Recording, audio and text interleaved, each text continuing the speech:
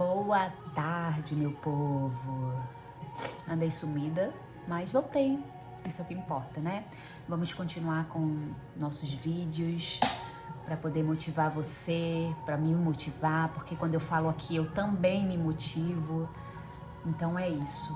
Hoje eu quero falar algo que eu escutei na minha igreja, mas que ficou assim guardado. Eu falei, eu preciso falar sobre isso.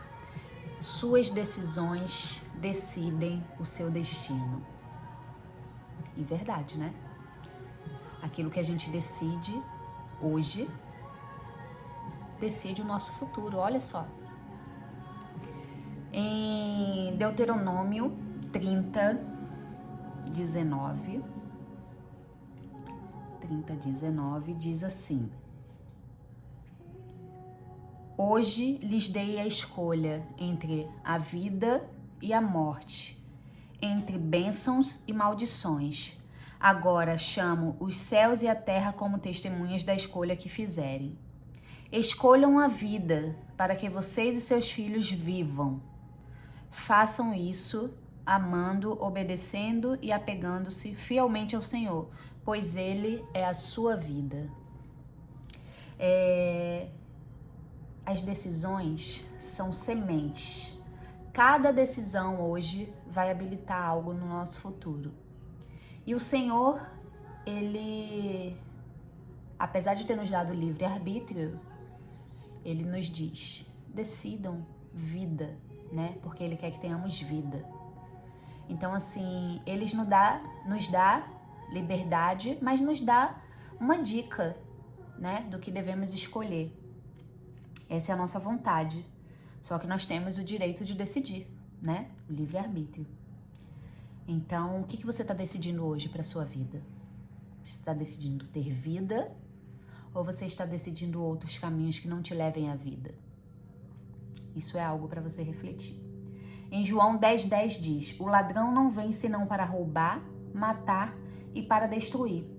Eu vim para que tenham vida e a tenham em abundância. Ou seja, Ele tem vida para nós. É isso.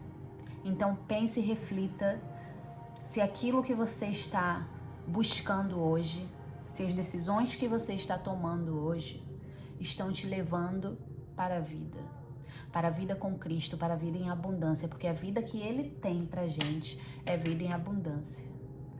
Eu sempre falo que o Senhor, Ele não quer que soframos, não quer que passamos perrengue, sabe? Não quer que tenhamos problemas. Só que tudo aquilo que a gente passa é fruto da nossa decisão errada. Porque a gente toma decisão no ímpeto, sem pensar, sem perguntar para Deus, Senhor, é este o caminho que o Senhor quer que eu siga? É por aqui que eu devo seguir? É isso aqui que eu devo falar? Não.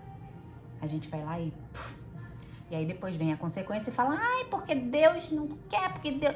Não. Toda consequência é fruto de uma decisão errada. Agora, para complementar, eu separei a história, que todo mundo com certeza conhece, do filho pródigo. Vou ler aqui. Tá em Lucas 15, do 11 ao 23, eu vou ler. Jesus continuou. Um homem tinha 2 filhos. O filho mais jovem disse ao pai, quero a minha parte da herança.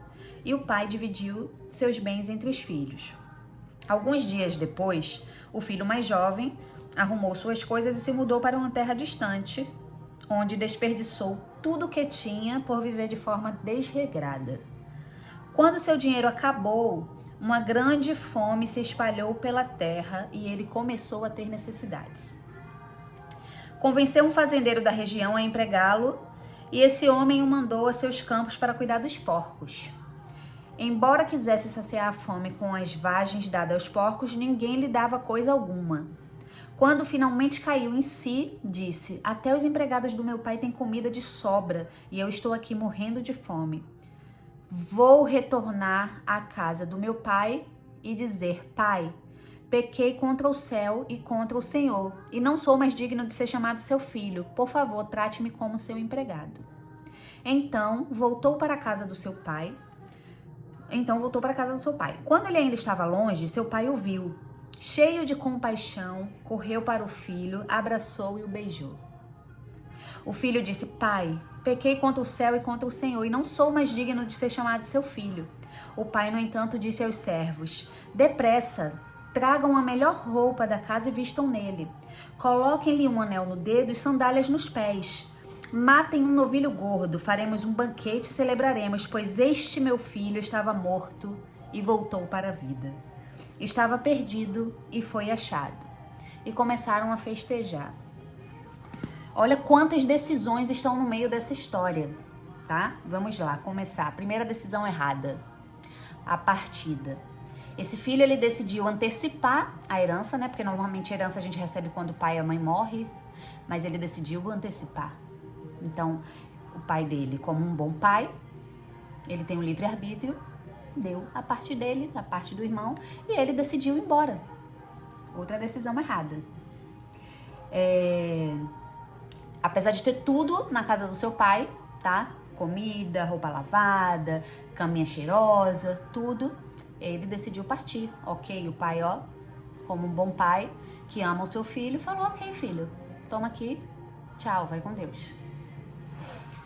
Jamais se movam com decisões erradas. Jamais se movam sem antes conversar com Deus, se é este o caminho que você deve perseguir, prosseguir.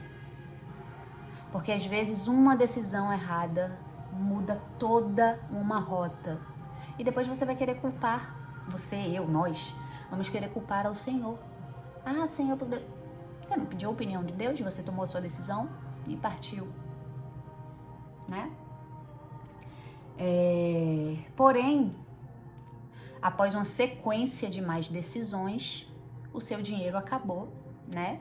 E como Deus é um Pai misericordioso e Ele, apesar de nos dar o livre-arbítrio, Ele também pode nos guiar para que voltemos para a casa dele, para que busquemos o melhor caminho.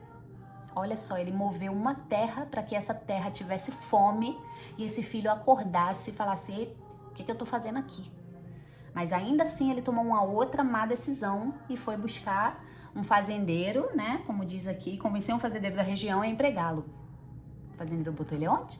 Para cuidar de porcos. Deus não fez a gente para cuidar de porcos. Deus não fez a gente para comer com os porcos. Deus nos fez para sentar à mesa com Ele. Deus nos fez como filhos. Ele nos chama de filhos. Meus filhos amados. E você está se permitindo sentar com outros, ouvir outros, tomar decisões com base no que os outros falam. E o Senhor, Ele diz: filhinho, estou aqui, disponível para quando você quiser voltar para casa. E mais uma decisão. Ele decidiu que aquilo não era vida para ele. Ele falou: o que eu estou fazendo aqui? Os empregados do meu pai comem melhor do que eu. E ele falou: vou voltar para a casa do meu pai. Não sou digno, mas irei voltar. E aí ele decide mais uma vez, foi a melhor decisão que ele tomou, em voltar para a casa do pai. E o pai dele, como um bom pai, porque o nosso pai, ele não está aqui para nos julgar. Ele está de braços abertos para quando decidirmos voltar, ele está disponível. Porque ele é Deus de amor.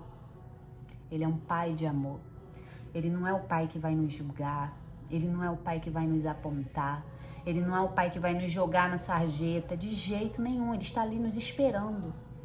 A decisão de sair foi sua. Foi minha. Mas ele está ali disponível e esperando. Só tem um jeito da vida dar certo, da vida fazer sentido. É quando você está na casa do seu pai. E assim ele voltou. Voltou para a casa do seu pai. E no final, o seu pai não se importa se ele está fedendo a porco, se ele está sujo, parecendo um mendigo, e de braços abertos o recebe. Então a mensagem que eu quero deixar para você hoje, para mim, para você, é que o Senhor está de braços abertos, te esperando retornar. Não importa qual decisão errada você tomou no meio do caminho, mas o Senhor, Ele pode mudar a sua rota, Ele pode mudar o seu destino. Decida hoje voltar para a casa do Pai. Decida hoje, nunca é tarde, e Ele estará te esperando de braços abertos, como um bom Pai, para poder te dar tudo aquilo que você precisa. E tome a decisão certa de buscá-lo cada vez que você precise tomar uma nova decisão. Que o seu destino seja guiado pela palavra do Senhor, pela presença do Senhor, pela presença do Espírito Santo. Qualquer que seja a decisão que você tem que tomar hoje, primeiro busque o Senhor e fale: Deus, esse é o caminho que eu devo seguir, essa é a palavra que eu devo dar, essa é a decisão que eu devo tomar. O Senhor, Ele vai te guiar.